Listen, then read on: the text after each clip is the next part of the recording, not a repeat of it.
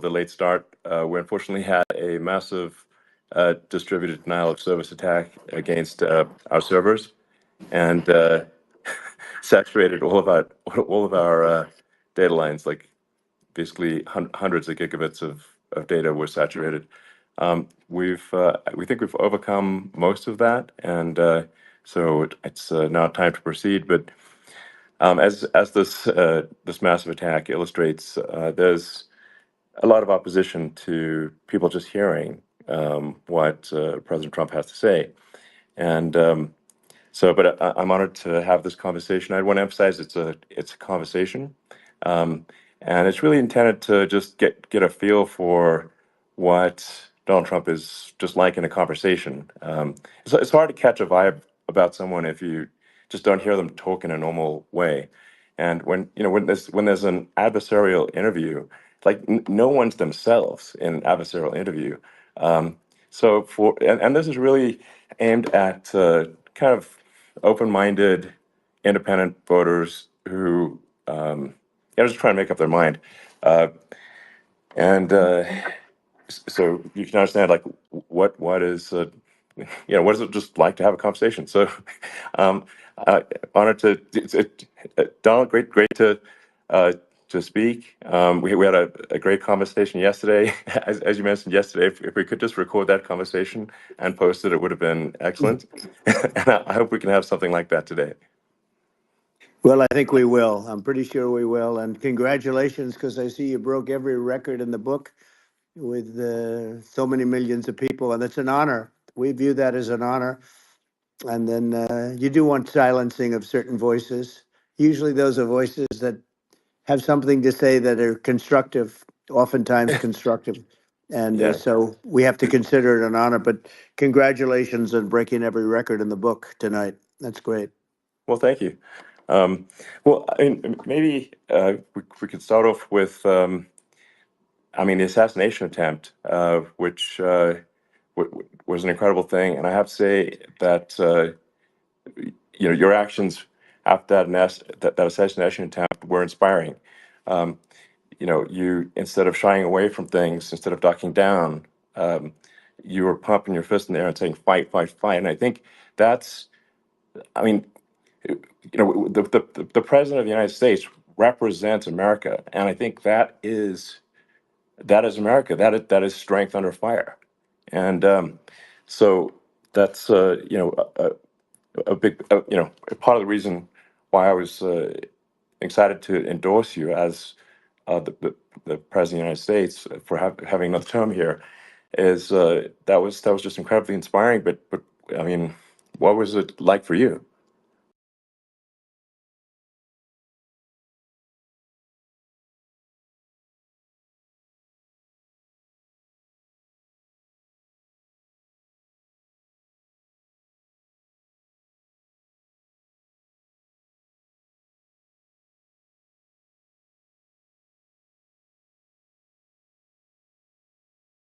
And it was a hard hit. It was very, I guess you would say surreal, but it wasn't surreal. I was telling somebody you have instances like this, or like a lot less than this, where you feel it's a surreal situation. And I never felt that way. I knew immediately that it was a bullet. I knew immediately that it was at the ear. Yeah. And because it hit very hard, but hit the ear. And I also heard people shout, bullets, bullets, get down, because I moved down pretty nicely, pretty quickly. And we had bullets flying right over my head after I went down. So I'm glad I went down. The bigger miracle was that I was looking in the exact direction of the shooter. And so it hit me at an angle that was far less destructive than any other angle. So that was the miracle. That was, for those people that don't believe in God, I think we got to all start thinking about that. You have to, I'm a believer now. I'm more of a believer, I think, and a lot of people have said that to me. A lot of great people have said that to me, actually. But it was amazing that I happened to be turned just at that perfect angle, and all because I put down a chart on immigration that showed that the numbers were so great. I love that chart even more maybe now. it's a sign. Maybe that's a sign, you know. It's an immigration sign. You highlighted a serious issue, and at that moment, the bullet missed your, hit your ear, but missed your head. I mean, well, the amazing thing is that the sign, I said, bring down that sign on immigration, and it was literally about an eighth of a second where it would be good, and after that it was going to be a disaster, no matter which way you were facing. But it just had that perfect angle, which was exactly at this shooter. Very sad situation. Such a sad situation. As you know, we lost somebody that was great, Corey, who a firefighter, a great gentleman, a great Trumper. He was just a fantastic family and a fantastic man. And a friend of mine came up, Elon, and said, I'd like to give the family some kind of help. And I said, all right, that's great. He said, do you mind? I said, I don't mind at all. And he wrote out a check for $1 million, gave it to the wife. And, she said, this is really nice, but I'd rather have my husband back, which is a nice thing for somebody to say, to be honest. She's great. The family is great. And we raised a lot of money for them and for two other gentlemen are unbelievable people also. They were hit really badly. They thought they were not going to make it, and they did. The doctors in the Butler area, I tell you, they were incredible. They saved the two, and they were really hit tough, both of them, equally. And we thought, my first question was, because I heard bullets flying over me, and I said, how many people were killed? Because we had a massive crowd there, a tremendous, thousands and thousands of people, and there was no land. I mean, it was all people. So I said, how many people have been killed? Because I knew there were other shots being fired. And they said, we don't know yet, but some people have been badly hurt. And I have to give the Secret Service sniper, they call him, or sharpshooter, but sniper, because he didn't know there was a problem. He's an extraordinary shot, obviously, and he didn't know there was a problem. And he was able to pick it all out within 5 seconds. And he used one bullet from very far away, I guess probably about 400 yards. The shooter was 130, but he was on the opposite side of the field and the podium. And he saw the smoke and the flame from the gun, immediately recognized it, and immediately took a shot. And it was one perfect shot from very far away. And if he didn't do that, Elon, he would have. I mean, if he would have, a lot more people could have been badly hurt and killed. So I have to take my hat off to him, because that's also a surreal. He's been with them for 23 years, and he's never had anything like this. And all of a sudden he has to act, and it's a very tough thing to act and to be shooting somebody. But he saw the gun, saw the smoke, saw the flame from the gun, very far away. Obviously has very good eyes. He's got very good vision, which I assume you have to have in that particular work. But he took aim very quickly, and they say it was approximately 5 seconds from long range, one bullet. If that didn't happen, because the shooter had a lot of bullets, he had a lot of cartridges up there with him. So would have been very. I mean, that's clearly he was very competent in taking that shot to stop the attempted assassination. But I mean, there does seem to be some pretty significant failings elsewhere in the system. Like, there's just no way that, like, how on earth does a shooter get on a roof 130 yards away? That seems crazy. I think most people people are wondering how on earth could such a thing happen. Well, I view it as two ways. There should have been nobody on the roof. There were people, because there were so many tens of thousands of people there. There were people that were seeing him, and there was one woman with a red shirt and Trump all over it, and she's screaming. That guy's got a gun. You saw it probably.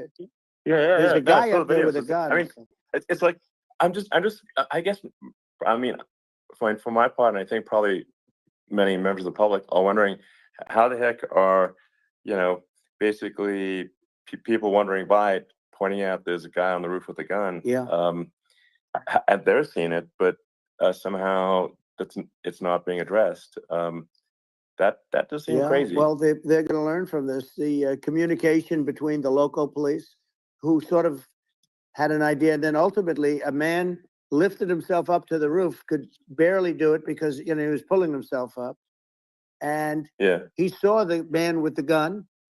The man with the gun pointed the gun at him. He thought he was probably going to get shot, but he was like pulling himself up, and because of that, he couldn't get to his gun. And he fell down, actually very badly hurt his leg, his ankle. I hear very badly, Okay. but he fell down.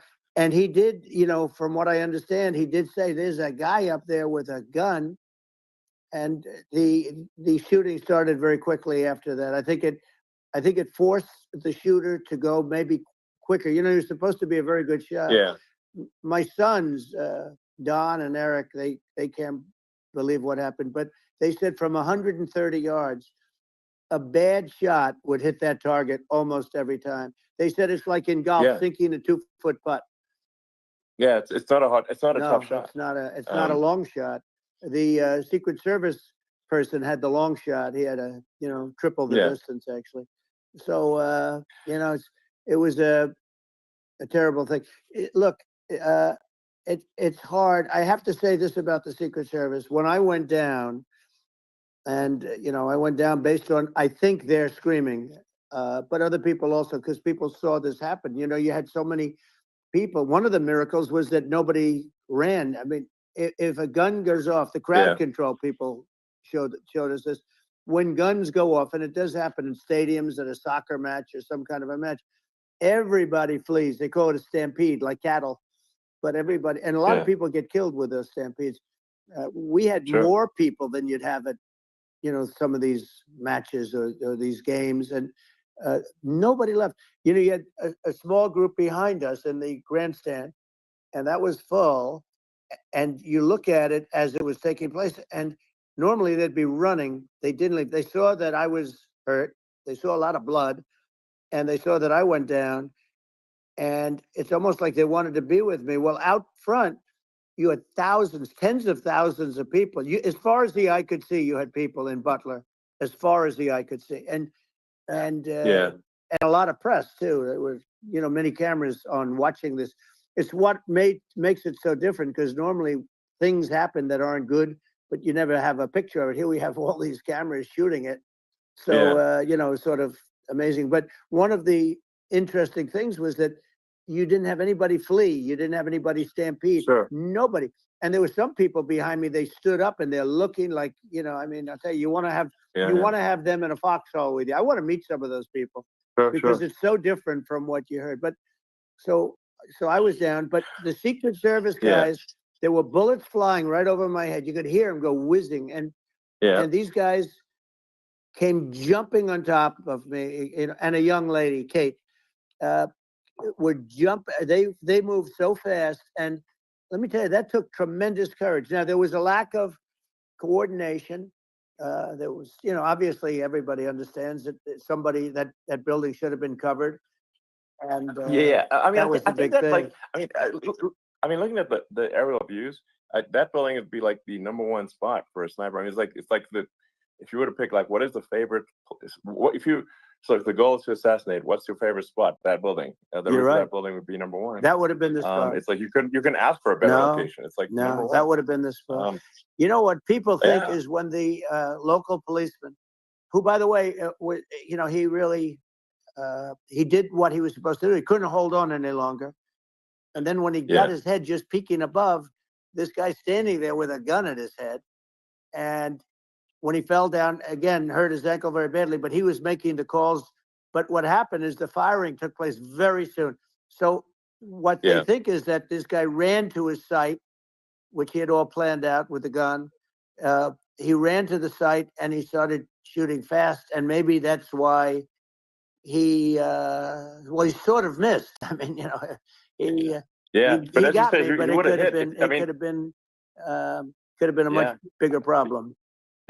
But he totally would have hit if you hadn't turned your head. So, like, there was it was a very near thing. It was a miracle. If I hadn't turned my head, I would not be talking to you right now. As much as I like you, exactly, I would not. Yeah, I would not be talking. I mean, he's talking to me from another realm, perhaps. Yeah, that's right. We'd be talking from a different place.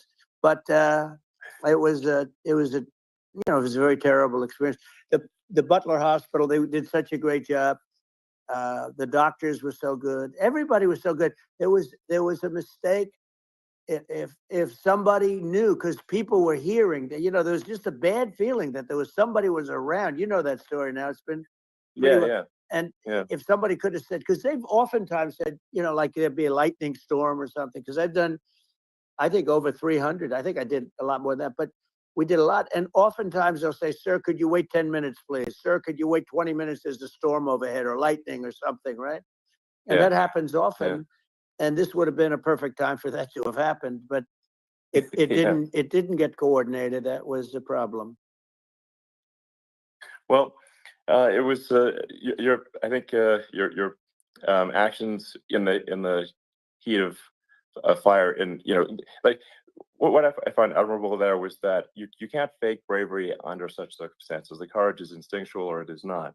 It's not a rehearsed action. And so I just want to say that I think a lot of people admire your courage under fire there. And Well, yeah, so thank you very yeah, much. I appreciate it. I didn't think of it. I just wanted to get up and I wanted to stand up. I wanted to let people know, I felt I was good when they were on top of me, covering me, actually, very much covering me, and very bravely. But I wanted to get up. I said, I want to get up.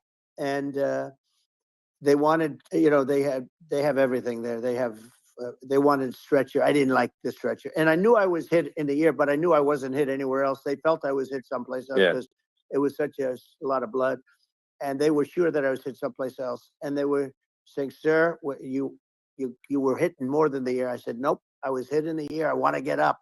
Let me get up. And so I got up, and the crowd didn't know what to think. I mean, this was so many people, and you could see they were confused. They didn't know what to think. And I wanted to let them know I was okay. It was very important for me to let them know that. And they went wild. You've seen the after. They didn't go wild when I got up because they didn't know, was I alive? You really couldn't tell. When I stood up before the hand, before the fist in the air, they didn't know if I was alive. Nobody did. And when I put the fist up, they were just relieved and happy and thrilled, and the place went crazy. It was pretty amazing. Yeah. It was a terrible thing, but it was incredibly moving. Yeah. Well, and I mean, speaking of the sort of slide that got you to turn, that saved your life, really, was the illegal immigration slide. Maybe this, maybe this is worth talking about that. It was that slide saved your life. No, the illegal immigration saved my life. You're right, but I had to be at that exact angle. I mean, that's a great one. saved by illegal immigration. The incredible thing, though, when you talk about the odds, you had to be exactly at that angle. But the incredible thing is that the chart, I used it less than 20% of the time. It was just a moment. Yeah.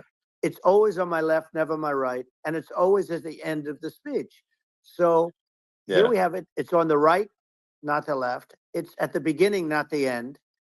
And even the people that put it up, they were unprepared, and they did a great job. They got it up immediately, fortunately. But I looked to the right, and the bullet came whizzing by, hitting my ear. So it was amazing. But when you think of the odds of that, and you know that normally you wouldn't use it. Normally I wouldn't have the thing, and then it would have been a very different story. It's very much, I say, an act of God. It's a miracle that it happened, and I'm honored by it. I'm honored by it. Well, what were you about to say about illegal immigration before you were rudely interrupted? Well, I was going to say how good the numbers were. By the way, we're going back to Butler, and we're going to go back in October. We're all set up, and the people are fantastic in Butler. It's a great area. These are incredible people. Like the three that, in the case of Corey, killed, and the other two, the families I got to know them a little bit, and the families are great. But we're going back to Butler, And I think I'll probably start by saying, as I was saying, prior to being so horribly interrupted. Yeah. But so rudely interrupted by an assassination attempt. But no, but the chart. Some people have no manners. Elon, the chart was just a chart that in my last week we had the best illegal immigration numbers, meaning stopping. Week we had the best illegal immigration numbers, meaning stopping. It was at the lowest. You've seen the chart. It's become quite a famous chart. But that was the lowest point ever recorded. It was a really, I mean, I was very proud of those numbers. And then you see what happened with these people, Kamala and Joe. You see what happened. They just let it go. I had remain in Mexico policies. I had all these different policies that was so good. Guys like Tom Holman and Brandon Judd from Border Patrol. These are all people that they've been on television. They said it's the best numbers we've ever had. We had so many different checks, catch and release in Mexico, not the United. We had catch and release in the United States. We had it in Mexico. We had so many things. We had things where if many people come in there, they have contagious diseases. We had everything passed. If you have a contagious disease, I'm sorry, but we cannot allow you into the country. So we were setting literally records, and all I was doing is showing that, and I use it sometimes. Sure. And in this case, I'm glad I used it. I can tell you that. But they were fantastic numbers. But I'm going to sleep with that chart always. I'll be sleeping with that chart. That chart was very important for a lot of reasons. Well, I mean, would it be accurate to say that you're supportive of legal immigration, but we also need to shut down illegal immigration, and especially unvetted illegal immigration, because that's not the same as saying that everyone who's an illegal immigrant is bad. In fact, I think most people who are illegal immigrants are actually good, but you can't tell the difference unless there's a solid vetting of who comes across the border. Does that actually represent your position? I say it very simply. They have to come in legally. They have to be checked. Yeah. Because look, Kamala was the border czar. Now she's denying it. Everything that I do, she's saying she was strong on the border. We're going to be strong. Well, she doesn't have to say it. She could close it up right now. They could do things right now. It's horrible. No tax on tips, and all of a sudden she's making a speech and there will be no tax on tips. I said that months ago. And by the way, they had just the opposite. They had not only tax on tips, but they hired 88,000 IRS agents, and many of them were assigned to go get waitresses and caddies and all of this on tips. They have a policy. They had a policy that they were really going to go after you, and were really harassing people horribly. And then all of a sudden, for politics, she says, she comes out with what I said, which I think is terrible. And I think it's also hitting them very hard. These people are fake. Now they're also saying they did a good job in the border. We had the worst numbers in the history of the world, not of our country. There's never been a country in history that has had a catastrophe like this. We've had, I believe, and I think you believe this too, you hear 12 million, 13. I believe it's over 20 million people came into our country, many coming from jails, from prisons, from mental institutions, or a bigger version of that is insane asylums, and many are terrorists. And I'll tell you what, they're coming not just from South America, they're coming from Africa, they're coming from stupidly and horribly bombing Israel October 7th. They're coming from all over the world. And you look at, it's so sad, October 7th, because it should have never happened. Yeah. It's so sad when you look at Ukraine. It should have never happened. We have a defective government. These are defective people, and they're not people that should be running it. But where you see it the best is the border, because you have millions of people coming in a month, and then she gets up and she tries to pretend like she's going to do something. She had 3.5 years. And by the way, they have another 5 months that they can do something, but they won't do anything. It's all talk. She's incompetent and he's incompetent. And frankly, I think that she's more incompetent than he is. And that's saying something, because he's not too good. Yeah. No, I think it is essential to have a secure border. I mean, you're really not a country unless you have a secure border. And secure elections. Yeah, absolutely, secure elections, and so it's just essential to have a real border, or we can't function as a country, and our service, our central services are being overwhelmed in a lot of cities, um, and as we were talking about earlier, I think having a legal immigration process that is smooth and efficient and done well, and speaking as someone who is a legal immigrant, and I think I mean, like one way to think of it is, who do you want on your team? Um, who do you want on Team America? And I think we want to just say, okay, we want to let in people who are gonna, be great contributors to our society and to our economy, Right.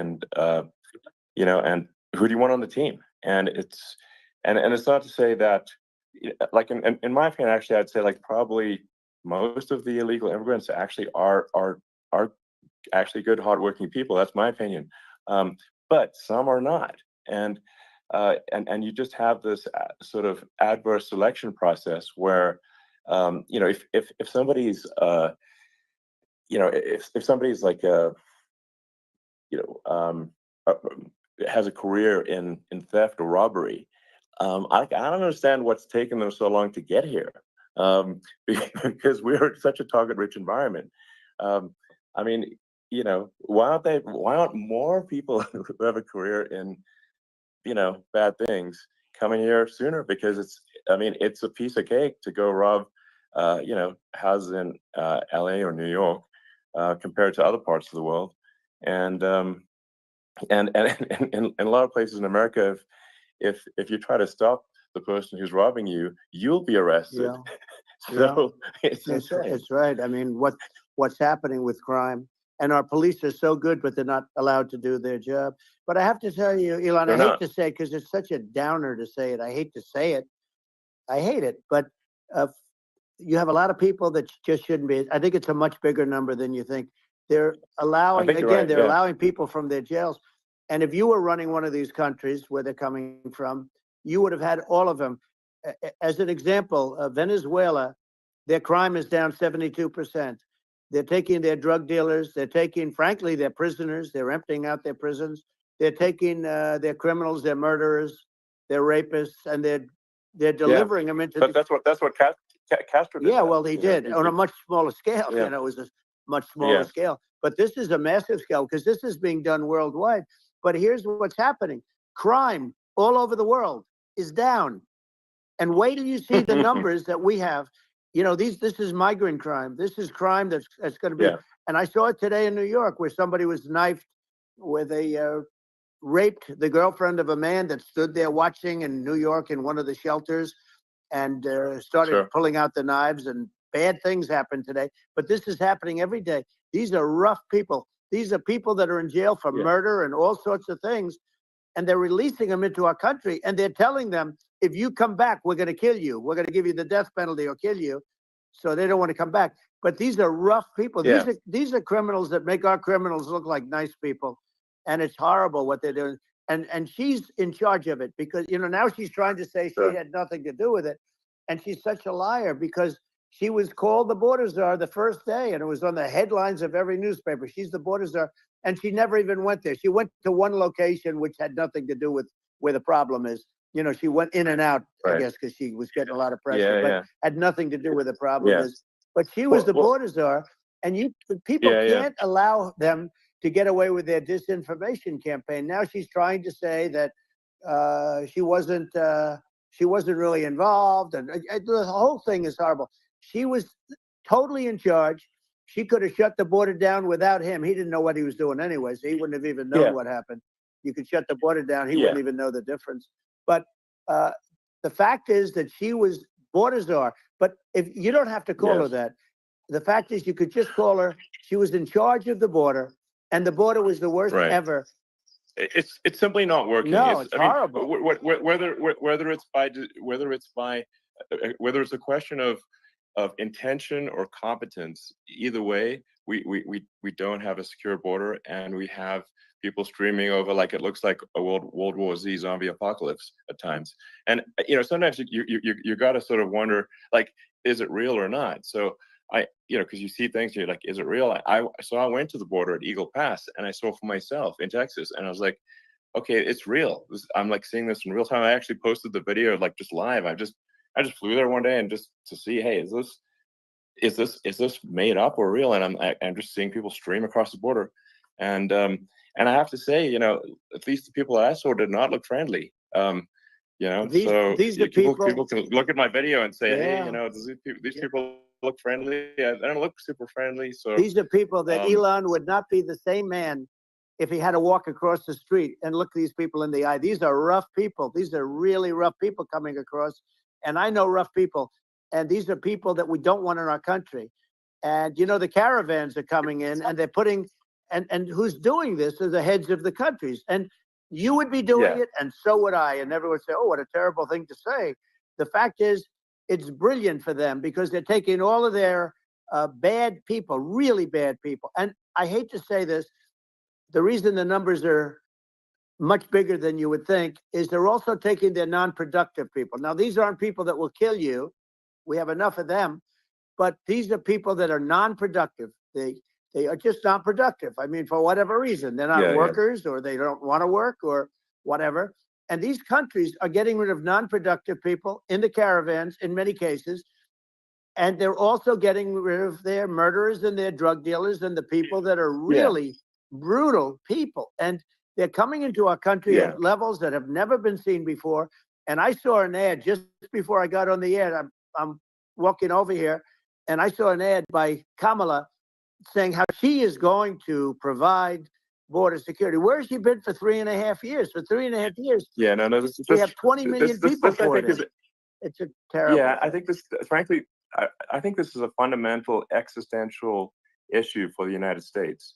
And if we have another 4 more years of open borders, and it's going to be even worse with another 4 more years, it's going to be even worse than it's been for the past 3.5 years.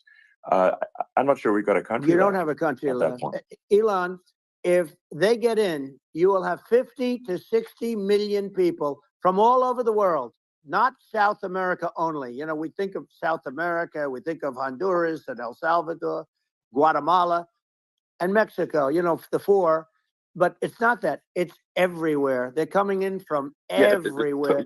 And I had to stay in Mexico. I think this is a super important point. Like people, it's like basically when I went down there, I was like, well, where are people from? It's like almost no one was from Mexico. No, Mexico less. It's just the border. It's just the border with Mexico. But the people coming in, it's Earth, the rest of Earth, and America is only about 4 or 5% of the population of Earth. It would only take a few percent of the rest of Earth to overwhelm everything. We're already overwhelmed, Elon. We're overwhelmed. You had to see the news tonight about New York, and I love that place. And what they're doing to it is horrible. What they're doing to it, and all the courts do is they try and focus on Trump. Okay, then let's focus on Trump, who did nothing wrong. I complain about a rigged election. Elon, what's happened is unbelievable. You have from Africa.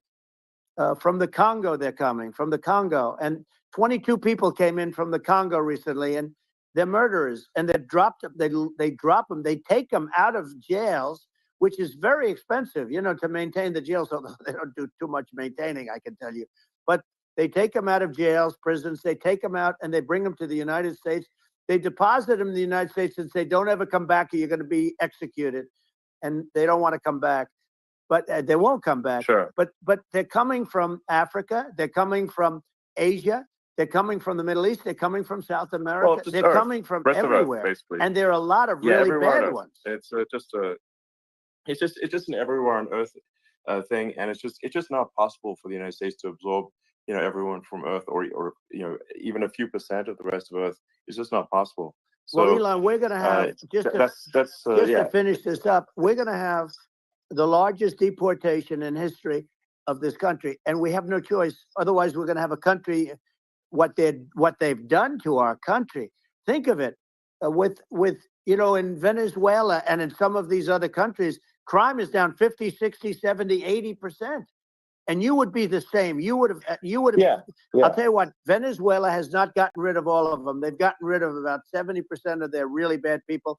Their jails are about 50% put into the United States. The same with other countries. Sure. Some are at 30%, some are at 50%. They're all different.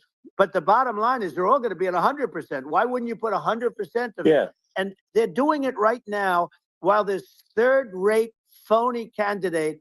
Don't forget, I beat Biden. He failed in the debate miserably. And, you know, some people said, oh, gee, it's too bad. It's too bad he did so badly, or I did well in the debate. You know, the first night they said, wow, one of the people at CNN said that was the greatest debate performance I've ever witnessed. And then 2 days later, they didn't talk about that. They just said he was bad. But that's okay. That's the way I get treated. And I don't mind that at all. What I can tell you is this. We cannot have a Democrat. We cannot have her. She's incompetent. She's as bad as Biden in a different. Look, she hasn't done an interview since this whole scam started. And say what you want. This was a coup. This was a coup of a president of the United States. He didn't want to leave, and they said we can do it the nice way, or we can do it the hard way. I mean, they just took him out back behind the shed and basically shot him. You know, what they did with this guy, and I'm no fan of his, and he was a horrible president, the worst president in history. And one of the reasons he was so bad, first of all, the Israeli attack would have never happened. Russia would never have attacked Ukraine, and we'd have no inflation. And we wouldn't have had the Afghanistan mess, if you think of it. And we wouldn't have had Afghanistan. But we think of it, you take a few of those events away, and we have a different world. We would also have inflation was caused by oil. I think you make an excellent point here, which is that when other countries can, that are thinking about invading or doing bad things, when they're thinking about that, they're thinking about, okay, what's the American president going to do? And do they fear the American president, or is there someone they do not respect and do not fear? And I think they would rightfully be. I mean, look at the footage of the assassination. They're like, okay, President Trump is like, don't mess with me. I mean, that's like. Whereas I think people are not going to be, and they obviously have not been at all intimidated by Biden, and they certainly will not be intimidated by Kamala. And you have to really think of that in the context of global security. That's if the American president is someone that, like, evil dictators are scared of, that makes a huge difference to the security of the world. So I had a good relationship with Putin, despite the Russia hoax that lasted for over 2 years. Just a hoax created by Hillary Clinton and Adam Shifty Schiff, some just bad people, just sick people, frankly. I mean, Schiff is a sick person. He's going to end up probably being a senator. It's hard to believe. The whole thing is hard to believe. But, they put our country in danger with that stuff, too. They actually, when they make up stories, and you have to fight your way out of it for a long time. But I know Putin very well. I got along with him very well. He respected me, and it's just one of those things. And we would talk a lot about Ukraine. It was the apple of his eye. But I said, don't ever do it. Don't ever do it. I shut down Nord Stream 2. That was the big oil pipeline, the biggest pipeline in the world going all over Europe. I shut it down. Biden came, and then they say, I loved Russia. I was a friend of Putin, and I loved Russia. No. He actually said to me one time, he said, if you're my friend, I'd hate to see you as an enemy. I shut down his pipeline, the biggest pipeline. They were looking at that to fund. And this pathetic president gets in there. And the first thing he did, one of the early things he did, is he shut down Keystone XL pipeline, which is our pipeline that would have employed 48,000 people, pipeline workers, shuts it down. That was, a massive job that Obama refused to allow. I allowed it in my first week because it was jobs and it moved oil. And by the way, in a much more environmentally friendly way. It's underground. It's not a truck that catches on fire or a train that catches on fire. But think of it. He shut down the XL pipeline, the Keystone XL pipeline. He shuts that down, and he approves the Russian pipeline. Yeah, it doesn't make any sense. It's inconsistent. Certainly, but I mean, I think it's just worth emphasizing, to listeners, the immense importance of whether the United States president is intimidating or not intimidating, and how much that matters to global security. Because There's some real tough characters out there, and if they don't think the American president is tough, they will do what they want to do. I know every one of and them. that puts it puts the whole world in danger. Elon, I know every one It's of a them, big and I deal. know them well. I know Putin, I know President Xi, I know Kim Jongun of North Korea. I know every one of them. And let me tell you, people will say, oh, this is terrible. He said, I'm not saying anything good or bad. They're at the top of their game. They're tough, they're smart, they're vicious, and they're going to protect their country, whether they love their country. They probably do. It's just a different form of love, but they're going to protect their country. But these are tough people at the top of their game. And when they see a Kamala or when they see Biden, Sleepy Joe, they can't even believe it. They can't believe this happened. All the stuff that you're seeing now, all the horror that you look at Israel, they're all waiting for an attack from Iran. Iran would not be attacking, believe me. You know, when I was there, and I say it with respect because I think we would have been good with Iran. I don't want to do anything bad to Iran, but they knew not to mess around. Iran was broke because I told China, if you buy from Iran oil, it's all about the oil. That's where the money is.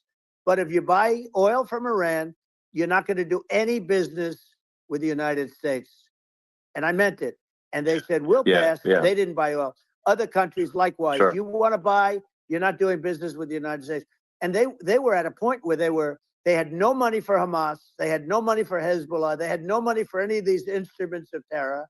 And it was amazing. In fact, there were articles when I was leaving, which is hard to believe, actually, especially when you look at what's happened to our country. Our country is so bad right now. It's such a different place. We were respected. Think of it. 4 years ago, we were so respected to a point where when I said don't buy oil, they didn't buy oil, but they had no money, and Israel would have never been attacked. It is zero chance. And again, I said to Vladimir Putin, I said, don't do it. You can't do it, Vladimir. You do it, it's going to be a bad day. You cannot do it. And I told him things that what I do, and he said, no way. And I said, way. And you know, it's the last time we ever had the conversation. He would never have done. I got along well with him. I hope to get along well with him again. You know, getting along well with them is a good thing, not a bad thing. I got along well with Kim Jong-un. When I met with President Obama just before entering, you know, it's a sort of a ritual. And I sat down with him and we talked. It was supposed to be for a very short period of time. It turned out to be a long period of time. I said, what's the biggest problem? He said, North Korea. I had that problem worked out very quickly. It was nasty at the beginning with Rocket Man and, you know, all the different things. But all of a sudden I got a call. Those were some epic tweets, by the way. Yeah, they were. No, they were epic everything. He said that he has a red button on his desk. I said, I have a red button on my desk too, but my red button is much bigger and my red button works. And then I called him Little Rocket Man of Little Rocket Man. Anyway, here's the bottom line. All of a sudden I got a call from him. And they said they want to meet. They want to meet me. And we met, as you remember, we met in Singapore. We met also in Vietnam. And I got along with them great. We were in no danger. But President Obama thought we were going to end up in a war, a nuclear war with him. And let me tell you, he's got a lot of nuclear stuff, too. Exactly. He's got plenty of nuclear. He can do plenty of damage. So yes, I mean, it's because, you know, I mean, people like Kim Jong-un, they respond to strength, not weakness. Well, and he and I had a good relationship. Remember I met him and we walked onto his land. Nobody ever walked onto his land before. I walked onto. I wouldn't say let's bring up Secret Service again. I wouldn't say they were thrilled when I did that. I walked onto his land, and it was an amazing period. But we were not in danger with him because of me. You know, I always say that we have enemies on the outside and we have enemies on the inside. We have some really bad people in our government and people that are controlling of the people. I mean, I'd mention names, but I really don't want to give them the credit. But we have some really bad, and I say they're more dangerous than Russia and China. If you have a smart president, a president that gets it, we are not in danger from those countries because they need us and they need our help. I mean, we forced Obama, if you think about it, Obama and Biden, and Bush to a certain extent, in all fairness, forced Russia and China together. And if you're a history student, the first thing you learn is you cannot let Russia and China align. But then they also got, if you take a look, Iran, and they have North Korea. That's, they call it the axis of evil. In the old days, you had the axis of evil. Here we have a modern day axis of evil. These are powerful countries, very heavy nuclear, which is the biggest threat. Yeah. The biggest threat is not global warming, where the ocean's going to rise one-eighth of an inch over the next 400 years. And you'll have more oceanfront property, right? The biggest threat is not that. The biggest threat is nuclear warming, because we have 5 countries now that have significant nuclear power, and we have to not allow anything to happen with stupid people like Biden. Biden did something with Russia. There was no chance of him ever going in. And when I left, and then after I left, they started forming big armies on the border with Ukraine, right? And I looked at that, and I thought he was doing that because Putin's a good negotiator. I thought he was doing that to negotiate. But then Biden started saying such stupid things. For instance, he said that it can be a NATO country. Now, Russia, for as long as there's been NATO, has said we're never going to agree to that. And we go right up front and say that. And we did things and said things through this president with a low IQ, very low IQ. He had a low IQ 30 years ago, by the way, but now he might not even have a IQ at all. There's nothing on the board that goes this low. He said things that were so stupid that war had zero chance of happening if I were there. Zero chance. He was saying everything the opposite. Everything the opposite. And it's so sad because many more people have been killed in Ukraine than you read about. You don't read about how bloody it is and how disastrous. Sure. Hey, look, just in the 2 armies, you lost 500,000 people. And Ukraine's having a hard time. Ukraine, I don't know if you saw the article recently, and it's true. You don't hear the true story. But if you think about it, Russia's gone, Russia defeated Germany with us, and they defeated Napoleon. They've been around a long time. They're a big fighting force. Yeah. And it's very unfair. And Ukraine now doesn't have enough men. They're now using young men and very old men to fight. And we're in a very bad position. And I'm not going to blame exclusively, but I can tell you I could have stopped that. And a smart president could have stopped that. It wouldn't have happened. But we had a man that actually made it more prevalent. It was so bad. The words that he was using, the stupid threats coming from a stupid face that he was using. I said, this guy's going to cause us a war. He's going to cause us. And let me tell you, it can lead to World War III. That can lead to World War III. The Middle East can lead to. We have numerous places that could end up in a World War III right now for no reason whatsoever. No, I think you're right. I think people underrate the risk of World War III, and it's just when you're looking at the risk of global thermonuclear warfare, it's game over for humanity.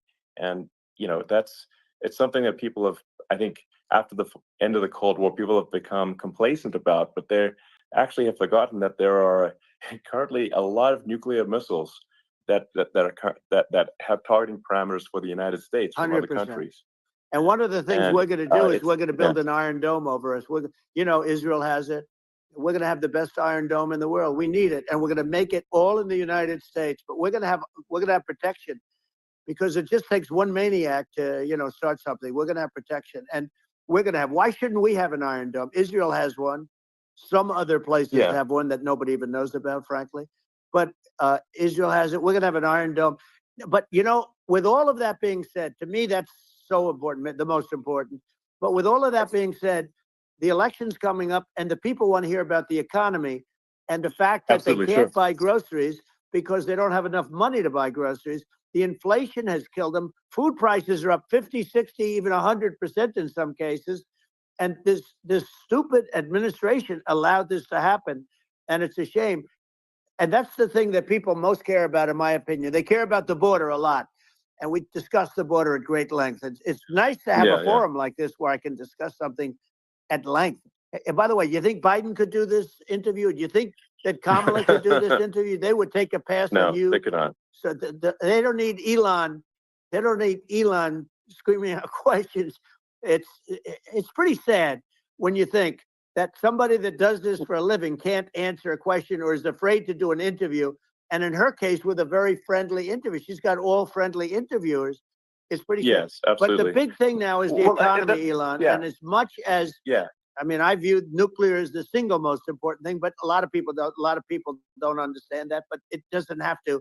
If I understand it, that's all you need. Because if I was president, you're not going to have that kind of a problem. But the thing that they really is making them angry is what Kamala and Biden have allowed to happen to the economy. It's a disaster with inflation. The inflation, it yeah, doesn't matter what you make. The inflation has eaten you alive. If you're a worker or if you're just a middle income person, you can't afford. 4 years ago, 5 years ago, people were saving a lot of money. Today, they're using yeah. all their money and borrowing money just to live. It's a horrible thing Right. that's happening, and we'll end that Well, I think quickly. a lot of yeah, a lot of people just don't understand where inflation comes from. Inflation comes from government overspending because the checks never bounce when it's written by the government. So if the government spends far more than it brings in, that increases the money supply, and if the money supply increases faster than the rate of goods and services, Right. that's inflation. Um, so really, we need to have we need to reduce our government spending, and we need to re-examine. I think we need like a government efficiency commission to say like, hey, where are we spending money that's sensible? Where is it not sensible? Right. And we need to live within our means. We're currently adding, I think, $1 trillion to the deficit roughly Right. every 100 days. That's right. And the interest payments on the national debt have now exceed the defense budget.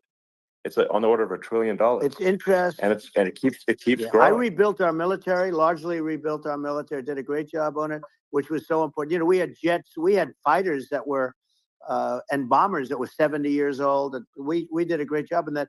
Then by the way, we gave 85 billion of it back to Afghanistan, if you can believe it. We gave them 85 billion. They're one of the largest sellers Yeah. of military equipment in the world. They're selling what we gave them. That was one of the most embarrassing days in the history of our country. But if you think about, let's go back to the economy. We have to bring energy prices down. Energy started at the price of gasoline. Now your cars don't require too much gasoline, so you have a good, and you do make a great product. I have to say, I have to be honest with you. That doesn't mean everybody should have an electric car, but these are minor details. But your product is incredible. But the gasoline, Elon, is the cost of energy. Not only gasoline, it's the cost of heating your house and cooling your house. That has to come down. It's gone up 100%, 150, and 200%, and that has to come down. When that comes down, and we're going to drill, baby, drill. They stopped drilling, and then they went back to drilling because they went back to the Trump policy. But if they won the day after they get into office, this country will go out of business because they're going to go to an energy policy that's not sustainable. Wind and different things. You're not going to have anything. Yeah. And I know you're a big fan of the AI, and I have to say that AI, and this is shocking to me, but AI requires twice the energy that the country already produces for everything.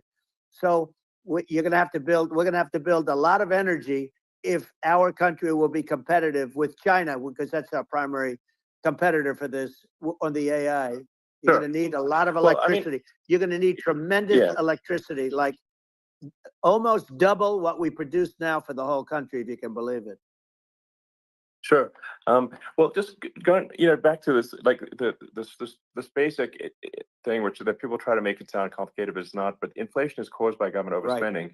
Right.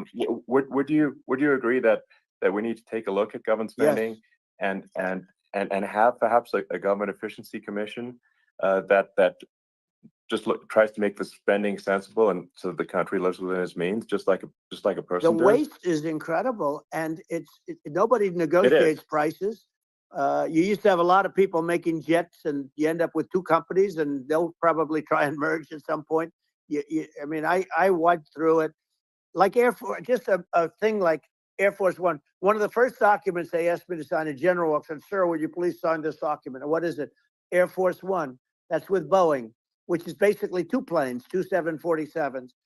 And the price was Yeah. $5.7 billion for 2 planes. Now, Wow. now they're highly sophisticated. That's insane. They're even nicer than your plane, okay? But much more sophisticated. They're very, I won't say what's on it, but they got a lot of stuff on it. Anyway, but it's 5.7. Sure.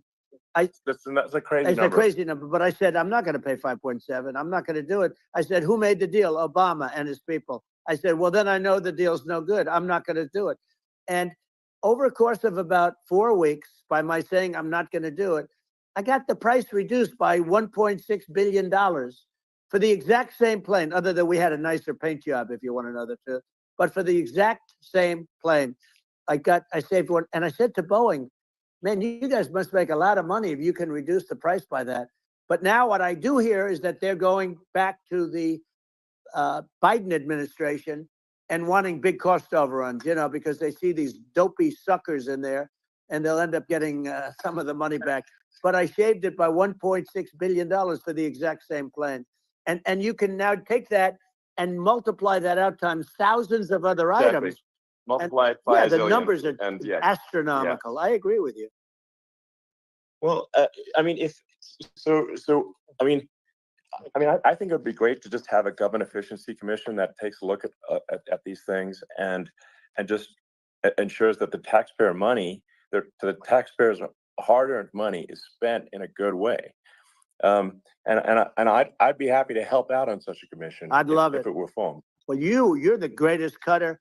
I mean, I look at what you do. You walk in and you just say, you want to quit? They go on strike. I won't mention the name of the company, but they go on strike, and you say, that's okay. You're all gone. You're all gone. So every one of you is gone, and you are the greatest. You would be very good. Oh, you would love it. But, if you look at Argentina. Well, I'd be happy to help by the way, out. congratulations. Yeah. I just looked at the number of people that are listening to you and I chat. We'll call it a chat. But congratulations. This is very good. I mean, it's great. And you're an interesting character. The new head of a place called Argentina, and he's a big, Malay's awesome. he's great. And Yeah. he's a big MAGA fan, that he ran on MAGA. And he took it to an extreme too. He ran on MAGA, and I hear he's doing really a terrific job. It's called Make Argentina Great Again. It worked out perfectly. He came in, he bought a lot of hats, he brought everything, but he's doing a big job. He really cut. And I'm hearing they're starting to do pretty well. Inflation's getting down. They had like 2,000%. Exactly. They had inflation like not normal inflation. They had the real deal. But we're going to have that pretty soon. I think we have the worst inflation we've had in 100 years. They say it's 48 years. I don't believe it. I think we have the worst. They don't include a lot of the items that should be included. Yeah. Well, it's just from government overspending and not spending taxpayer money effectively, and having just so many departments you can't even name them all. And what Malay is doing is he's cutting government spending. He's simplifying things. He's putting in regulations that make sense. And Argentina overnight is experiencing a giant improvement in prosperity. But it's also a lesson for the United States, which is that Argentina used to be one of the most prosperous countries in the world. In the 30s, 40s, and because of bad government policy, it ruined the country. And if you take Venezuela, for example, Venezuela should be incredibly prosperous. They have phenomenal reserves of everything, oil, everything, and it should be prosperous. But if the government's wrong, it impoverishes the people. And so I think we should not be complacent in the United States in thinking that and taking our prosperity for granted, because if with bad government policy, we can run the country into the ground. And that's just something people should bear in mind. Don't take prosperity for granted. Well, think of education. So we're ranked at the bottom of every list of the top 40. We're ranked number 40, number 38. Norway, Switzerland, Sweden, different countries are ranked good. Actually, China's pretty close to the top. They're a top 6 or 7. But we're ranked at the bottom, almost at the bottom, 38, 39, 40. In other words, horrible. And yet we spend more per pupil than any other country in the world. So we spend more.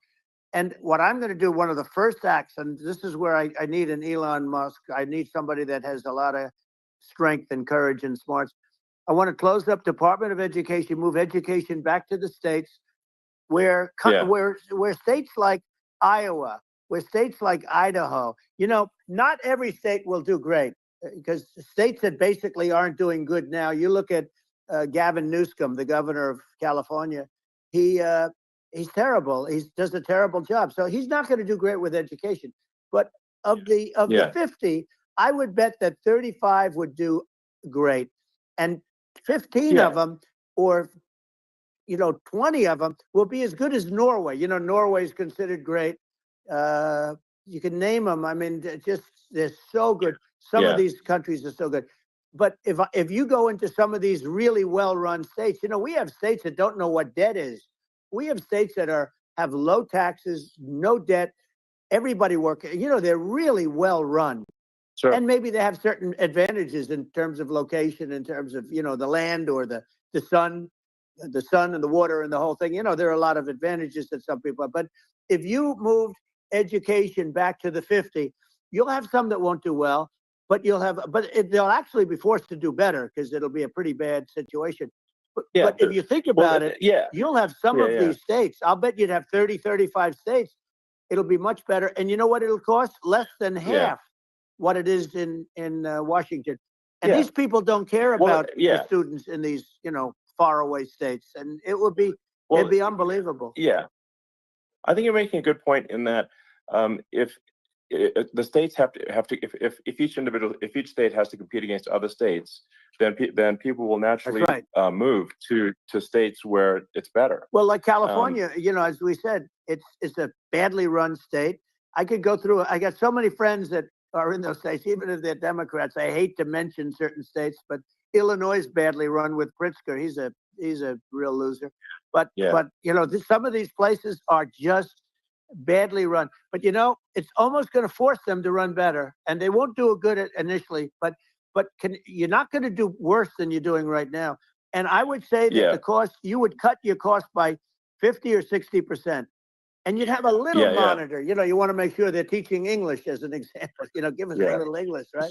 Sure. Right. Yeah. No, but I mean, too much. I mean, some of these governors are doing so badly. I mean, they got so many people moving out of their state. They should get U-Haul Salesman of the Year award because they're driving so much U-Haul. It's actually amazing. It's just people moving out. Isn't it amazing to you as a businessman that they can even survive? Like Illinois. So many people are leaving, and you wonder, how do they survive? I mean, how do they survive? I saw where you left California and you moved to Texas. Texas does a great job. But, I mean, I just wonder, how do these states survive when big businesses, a big oil company just left California, as you know, and they moved to Texas. How do these big states survive when they lose so many businesses?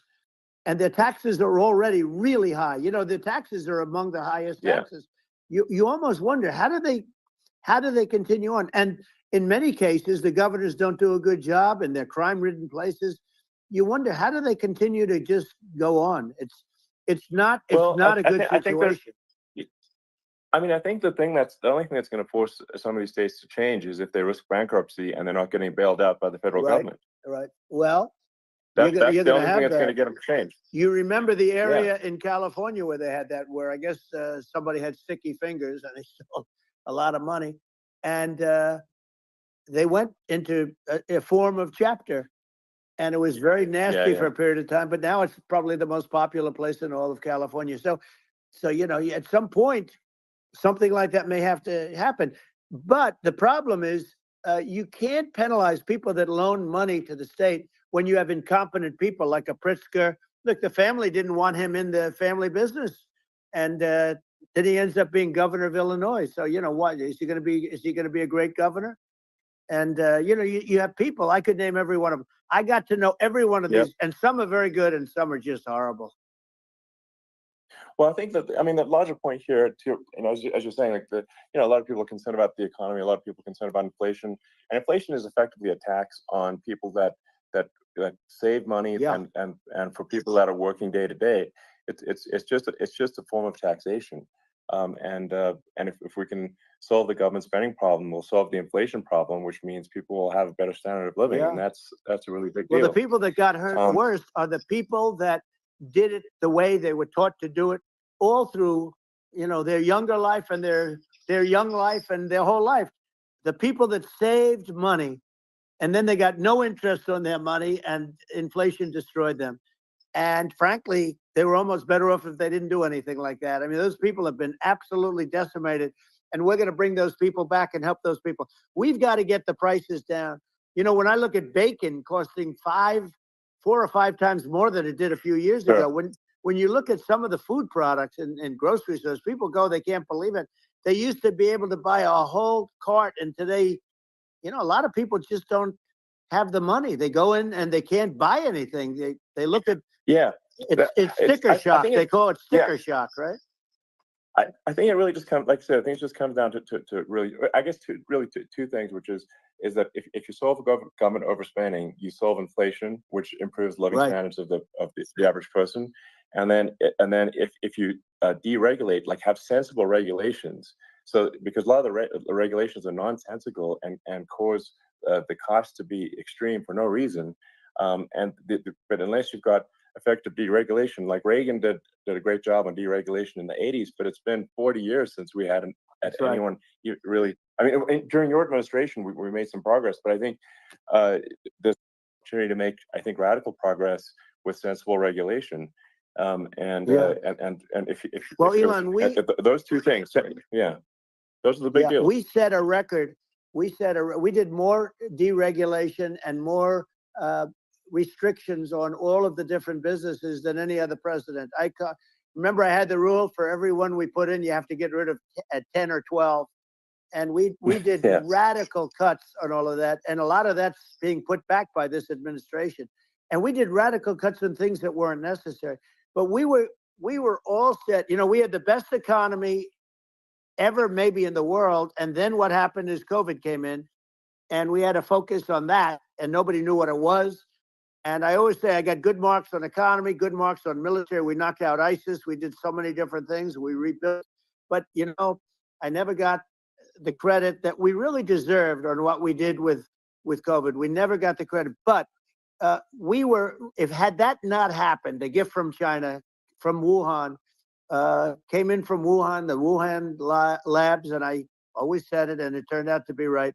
But had that not happened, we were set to start reducing debt. We were going to reduce taxes further. I gave the largest tax cuts, and we were going to reduce taxes still further for middle-income people, not only businesses. But we did it for businesses because they're the ones that's why we had the great job numbers. But we were set to really start reducing debt. And, we're sitting on the biggest pile of liquid gold anywhere in the world, bigger than Saudi Arabia, bigger than Russia. And we were going to drill, and we were going to make so much money. We were going to supply Europe with oil. I had stopped the Russian pipeline, and we were going to supply them with oil and gas. We were going to make a fortune. And then the COVID came in, and we really had to divert. Then what happened is when they came in, we kept a lot of businesses alive. If I didn't do what we did, we would have had a 1929 type depression. But the problem is when Biden came in, he got trillions of dollars and just started spending it stupidly. You didn't need it anymore. We got over that bad period where everybody was dying and, it was just not a good period. Interestingly, during his administration, many more people died during his administration of COVID than during my administration. And we really got the brunt of it. But people don't realize more people died during his administration than ours. But it diverted us from doing what I wanted to do. But we had the greatest for, almost 3 years. We had the great, and that probably better than anybody. So many of your friends said to me, the best years we've ever had in business were during the Trump years. And also said that African American, Hispanic American were so incredible. They were having the best. Asian American women, men, young people without a diploma, young people that graduated from the best colleges, from MIT, from the Wharton School, from all of the great colleges, Harvard. They were doing better, and people without a diploma were doing better. And everybody was happy. And then COVID came, and we had Sure. the problem is they spent trillions and trillions of dollars. They wasted. They shouldn't have taken any money, and we wouldn't be having inflation right now, which is killing our country. Yeah, and absolutely. I mean, I should probably say something about, like, maybe my views on climate change and oil and gas, because I mean, I think it's probably different from what most people would assume. Because my views are actually pretty, I think, moderate in this regard, which is that I don't think we should vilify the oil and gas industry and the people that have worked very hard in those industries to provide the necessary energy to support the economy. And if we were to stop using oil and gas right now, we would all be starving, and the economy would collapse. So it's I don't think it's right to sort of vilify the oil and gas industry, and the world has a certain demand for oil and gas, and it's probably better if the United States provides that than some other countries. Sure. And it would help with prosperity in the U.S. And at the same time, obviously, my view is like, we do over time want to move to a sustainable energy economy, because eventually you do run out of. I mean, you run out of oil and gas. It's not there. It's not infinite.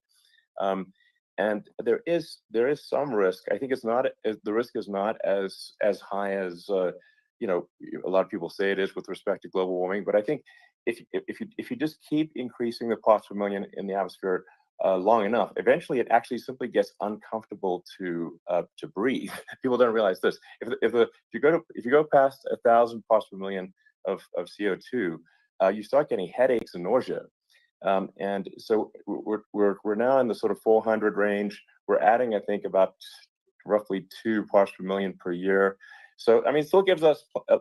So what it means is, like, we still have quite a bit of time, but so there's not like we don't need to rush, and we don't need to, like, stop farmers from farming, or prevent people from having steaks, or basic stuff like that. Like you can leave the farmers alone. I agree. How crazy is that? Where I mean, you have farmers that are not allowed to farm anymore and have to get rid of their cattle, and the whole world is a little crazy. But it's largely taken its lead from us. I just say, though, I've heard in terms of the fossil fuel, because even to create your electric car and create the electricity needed for the electric car, fossil fuel is what really creates that at the generating plants. And, so you sort of can't get away from it at this moment. I mean, someday you might be able to, but I do hear we have anywhere from 100 to 500 years left. Much of it hasn't even been found yet. Yeah. But there are tremendous, like ANWR. I got ANWR in Alaska approved. Ronald Reagan couldn't do it. Nobody could do it. Everybody tried. Nobody could do it. I got it approved. The first thing that Biden did was unimprove it, to get rid of it. He ended it. His secretary went in and she ended it. And what a disgrace. That's ANWR. That's bigger, or they think it could be bigger than Saudi Arabia in Alaska. Could be bigger than Saudi Arabia. But they went in and they terminated it. And I'll get it going very quickly, because not only is it big for Alaska, I mean, you talk about economic development, that for the United States, I mean, that is, they say, bigger than Saudi Arabia or the same size, and pure, really good stuff. And, they end it. So I think we have, perhaps hundreds of years left. Nobody really knows. But during that time, something will come around that will be very good. Yeah.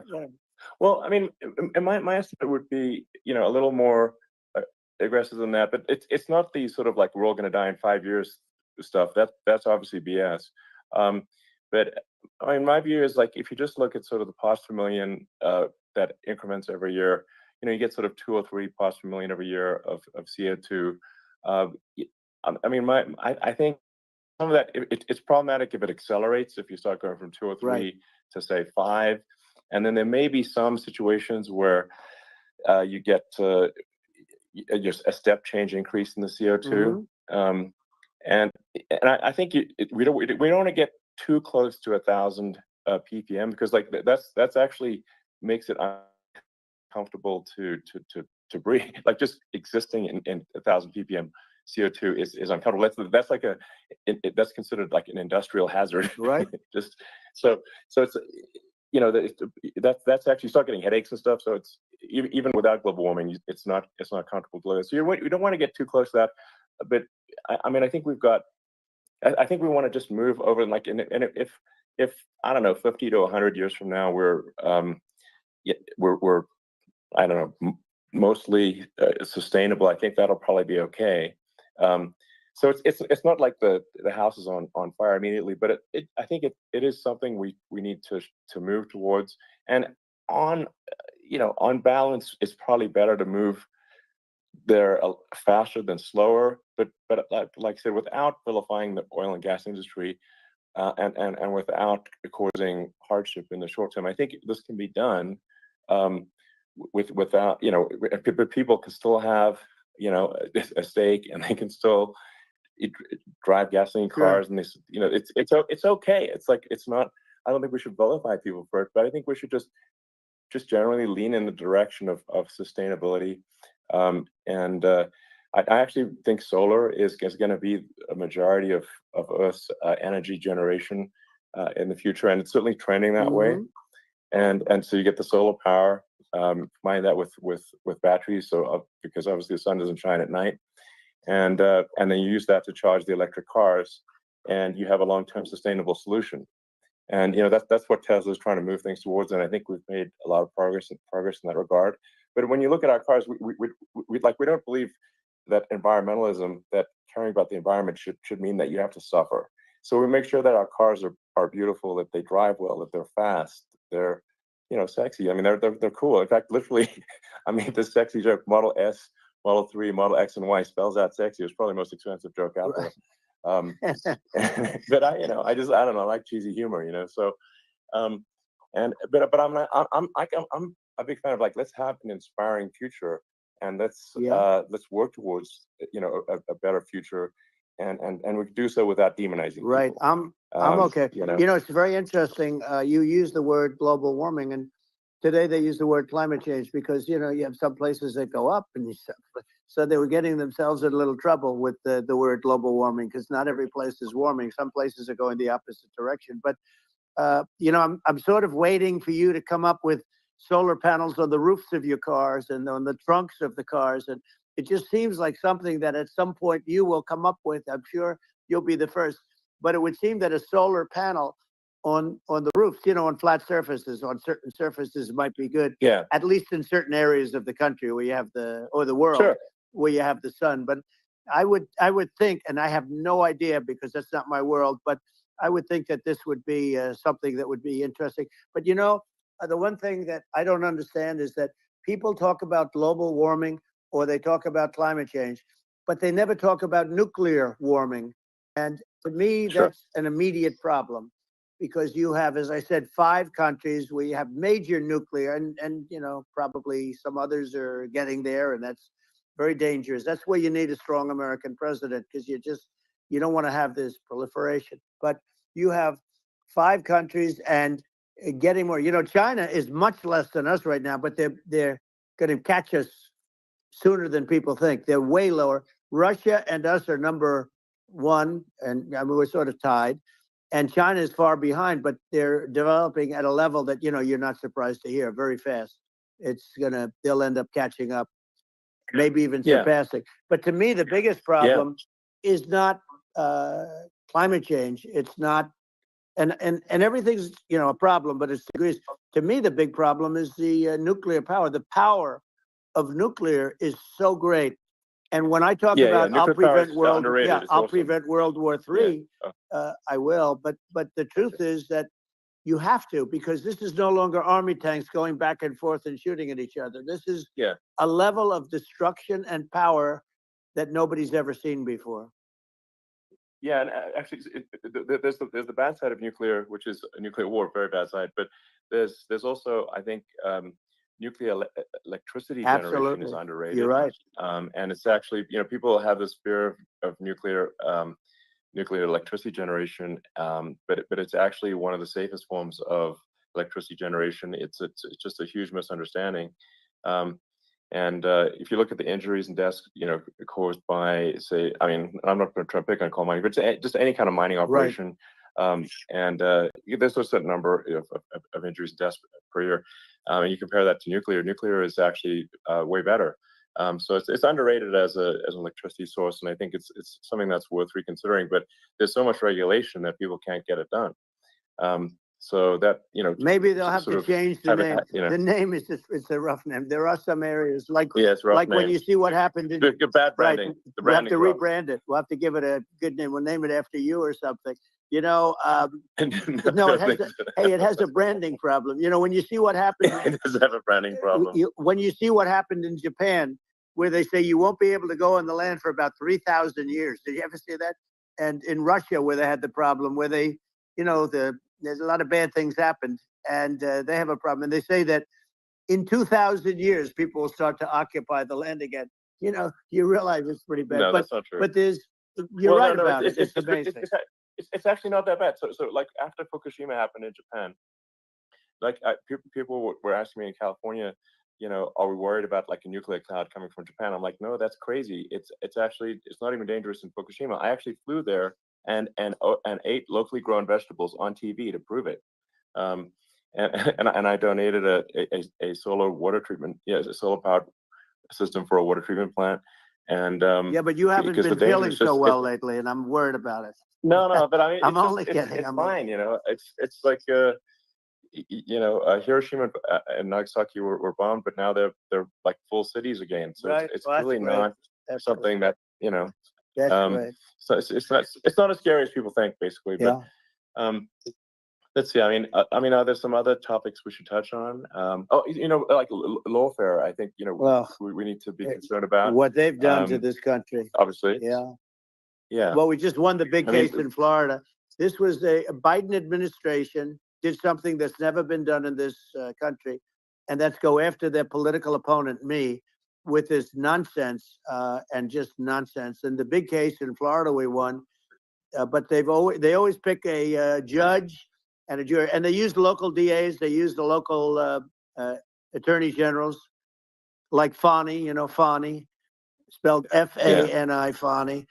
And it's all a big hoax, and it's all run from there. Like in Manhattan, one of the top people from the Justice Department went in, ran Manhattan, ran the state. The Letitia James deal was run by a person from the Department of Justice, Biden. They've never done this before, and they set up a very bad precedent. It's called lawfare, warfare. It's a terrible thing. Never happened in our country. It does happen in banana republics and third world countries, but it's never happened. And the incredible thing is it actually drove my numbers up because people see, fortunately I have a platform like you, or, in all fairness, like a conversation like this, where I can talk about it and people understand. I mean, you fight for election integrity and you end up getting indicted because you're fighting for election integrity. And when the day comes that you can't fight for election integrity, you don't have a country anymore. So what happens is they went after their political opponent, me. Now Biden's, close to vegetable stage, in my opinion. Okay, I looked at him today on the beach, and I said, why would anybody allow him? The guy could barely walk. Why would anybody allow him? Does he have a political advisor that thinks this looks good?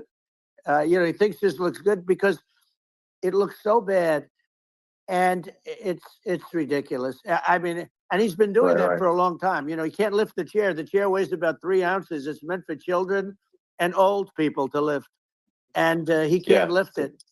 The whole thing is crazy. Well, he's clearly not, he's clearly like, we just don't have a president. You don't have a president, and she's going to be worse than him because she is a San Francisco liberal who destroyed San Francisco. And then as Attorney General, she destroyed California.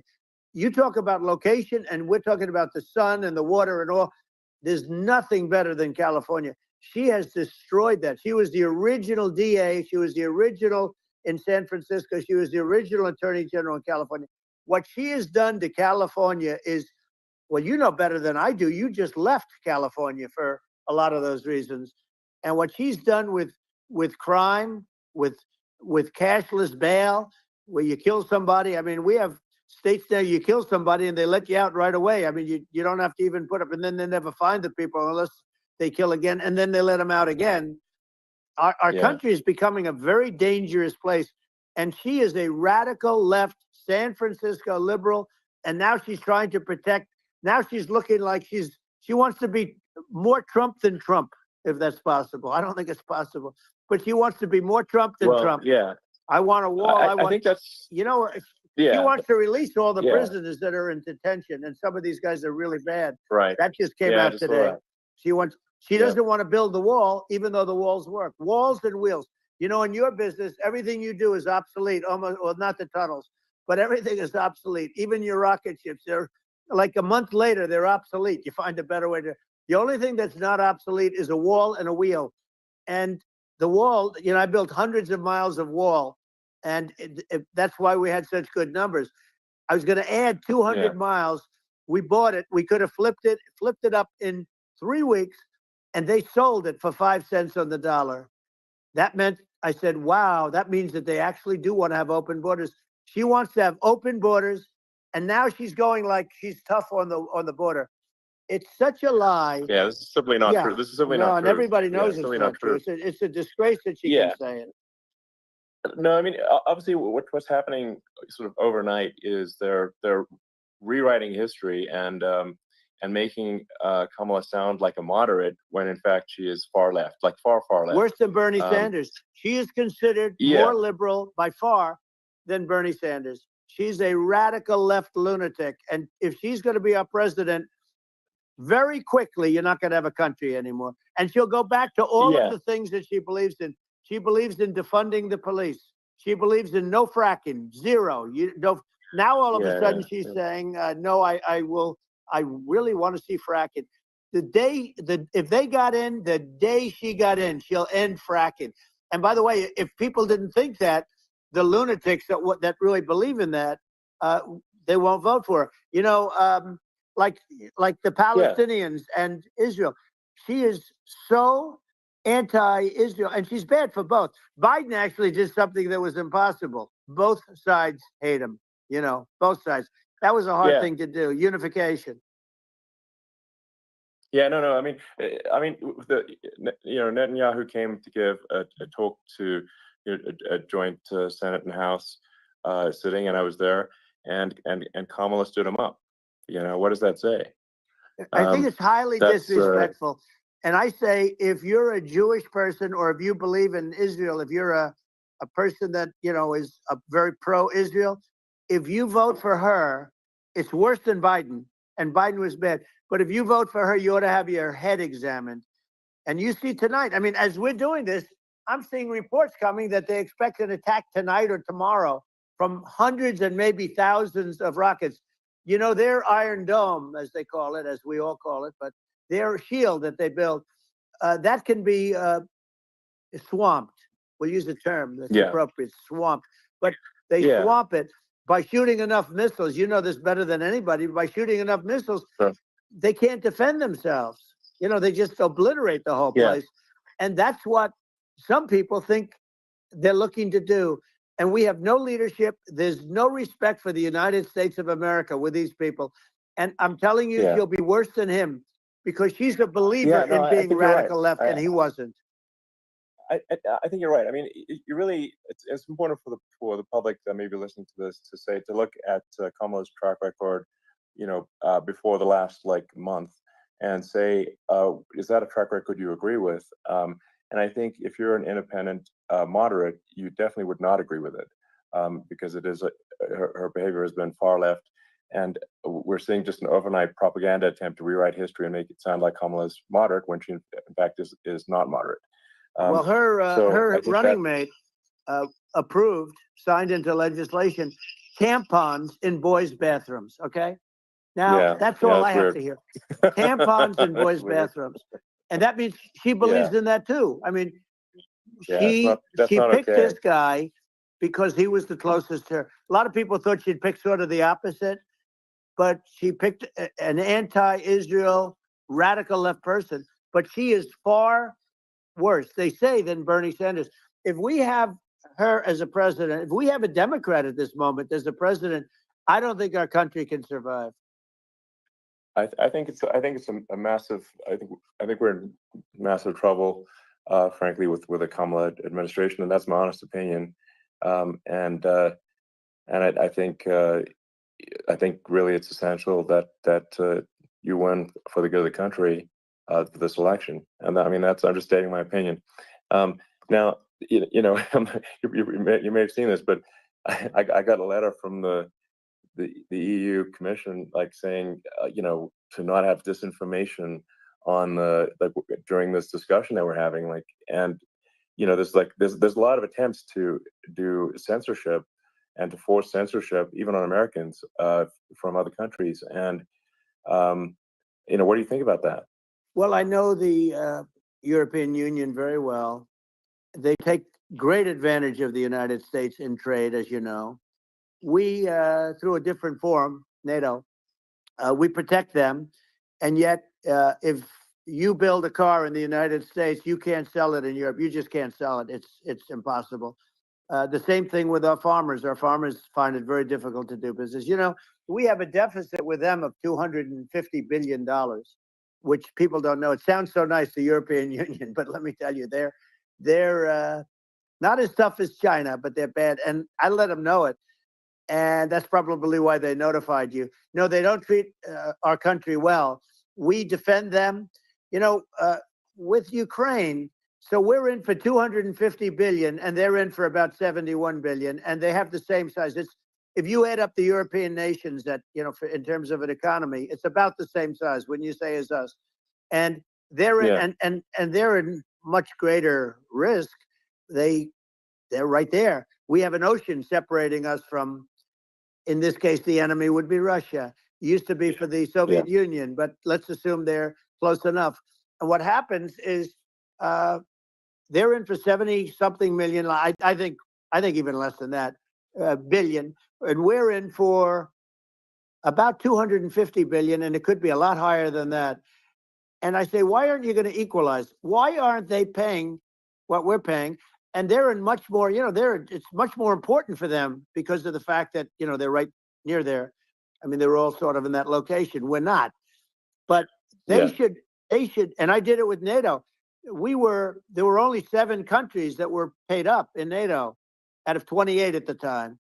And the United States was the United States was subsidizing NATO, tremendously subsidizing NATO. And I said, I went in and I said, you got to pay up. If you don't pay up, we're not going to defend you any longer. I took a lot of heat, but you know what happened? Billions and billions of dollars came flowing in.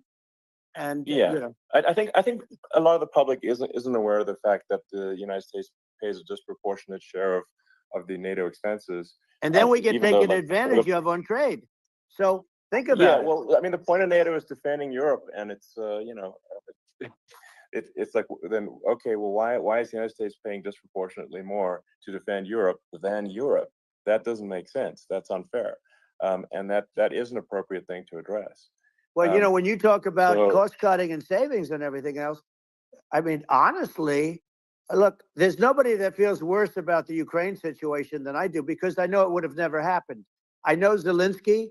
He was very honorable to me, because when they went with the Russia hoax and they said I had a phone call with him, he said it was a perfect phone call. It was a great phone call. He could have grandstanded and, said, oh, he was very threatening. He said, no, it was a very nice phone call. I called him up to congratulate him on his win, and you end up getting impeached because these people are lunatics. I was talking about the difference from the people within and the enemies on the outside. In many cases, the people from within are more dangerous for our country than the Russians and the Chinas. If you have a smart president, you're not going to have a problem with them. You're going to do things. Yeah. Now, they've taken advantage of absolutely. us incredibly, but you're going to do things with the right person. Yeah, well, I think it's obvious that you're a believer and an advocate of free speech, because during your first term as president, you were attacked relentlessly every day, often very unfairly with false attacks, and you didn't try to shut down the media. You didn't try to inhibit their freedom of speech, and I think that says a lot. Well, the good thing is that you and I have, and some people, very few, we can get the word out. Although sometimes it's hard because they don't want to print it, like we're having a great conversation right now. Kamala wouldn't have this conversation. She can't, because she's not smart. She's not a smart person, by the way. She can't have this conversation. And Biden, we don't even have to talk about it. I mean, he couldn't have this conversation. He would have given up on the first half of a question. He would have walked out. He would have said, "Where am I? Where am I going?" So anyway, but no, he wouldn't have this. That's true. Not a lot of people would have this conversation, but we cover a lot of territory. But the beauty is that we can have a conversation, and I'm able to get it out without, because I get treated unfairly. This is a really big point. You can actually have a conversation with you. Yeah, it's nice, isn't it? And you can't have a conversation with Biden or Kamala. It's like it's not possible. That's this is like talking to an NPC. No. So it's just impossible. Well, but think of it. We need a man or person who's unbelievably sharp in order to stop all the nuclear danger and all the dangers that I'm talking about. And I got along with all these. I got along with Kim Jongun. We had dinner. We had everything. And he really liked me, and I got along with him really well. By the way, he's the absolute boss over there. A lot of people said, "Oh, do you think he really?" Let me tell you, I saw things that you don't want to know about. He is the boss. But we had a good relationship, and he doesn't like Biden. He considers him a stupid man. He said he's a stupid man. Well, at least he speaks his mind. But in this country, you're not sort of allowed to say it, but I guess you are. You should be allowed to say that it's true. But we need smart people, and we need people that have an ability to lead. And she doesn't have that ability. Can you imagine? Now, Chairman Xi very well. Can you imagine her and him negotiating, or even standing together? It is, the whole concept is ridiculous. She is terrible. She's terrible. But she's getting a free ride. I saw a picture of her on Time magazine today. She looks like the most beautiful actress ever to live. It was a drawing. And actually, she looked very much like our great First Lady, Melania. She didn't look like Camilla. That's right. But of course, she's a beautiful woman. So we'll leave it at that, right? Yeah. Well, maybe it's like, I think part of what, people in America want to feel excited and inspired about the future. They want to feel like the future is going to be better than the past, and that America is going to do things that are greater than we've done in the past, reach new heights that make you proud to be an American, and excited about the future. They want the American dream back. They want the American dream back. More important than anything else. It's like you don't have that today, because the people, they've been just sucked. They see incompetent people running our. The Biden thing is very interesting. People just found him to be incompetent, and when I debated him, I was like, "Is this for real?" It was. Yeah, it was just absurd. But I think there are some grand projects that we could do. I mean, I think we could build a base on the moon. We could send American astronauts to Mars. We could build high-speed connections that are more advanced than anything else in the world between our cities, so people have fast transport. It's possible to solve traffic with tunnels. We've already made great progress in Vegas doing that, and and just do things that are exciting and inspiring and make the future feel like it's better than the past. Well, I saw what you did in Vegas, and I'll tell you, it was amazing. I got to see. I took a big glimpse at it, and it's incredible. It's incredible, and you could do that all over. It's deep. Yeah, you don't even need much structure. Assuming you're in the right area. No, it's straightforward. It's amazing. I think we could do some things that like China's got incredible high-speed rail between its cities, but I think it's actually possible with tunnels if with deregulation, with an ability to actually, where it's legal to actually do the tunnels. Then you could have high-speed tunnels that are actually better than anything else in the world for high-speed transport between cities, and that would be something that Americans can say, "Wow, okay, we've got something that's cooler than anyone else in the world." That's the kind of thing that makes you proud to be an American. And much safer than surface trains, where there is a danger there. With crazy people, it's much safer, much better. And it's sad, because I've seen some of the greatest trains. I find it fascinating, and I've seen the systems and how they work, and the bullet trains they call them, I guess, and they go unbelievably fast, unbelievably comfortable, with no problems. And we don't have anything like that in this country, not even close. And it doesn't make sense that we don't.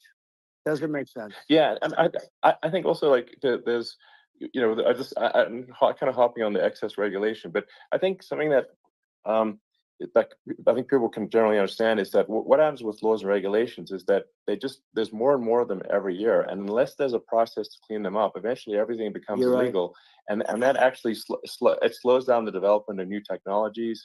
I mean, if you take the sort of like I think there's room for some reform at the FDA for Yeah. improving the speed with which we approve drugs that could help save lives and improve people's Yeah. lives. And I worked very hard on that. you know, We got that yeah. down to the lowest number ever, and we got therapeutics approved in the FDA that people can't even believe the speed. But I took them on. I don't think they like me too much, but I got things approved in the FDA at numbers that they wouldn't believe. And it's a very bureaucratic group. Actually, it's a fine group of people in many cases. I got to know a lot of them, but I was pushing them really hard for Regeneron, for so many different things that were really pretty amazing. But the FDA takes too long. It's 12 years to get a product approved. I got it down to 4, and I got some things done very quickly. But it's really something that is going to have to be worked on because it takes too long. Just takes too long. Yeah, it just takes too long, and it's you end up in the same with the approval, but it's just it takes years instead of something that I think could potentially take months, and that improves people's lives. Yeah. I think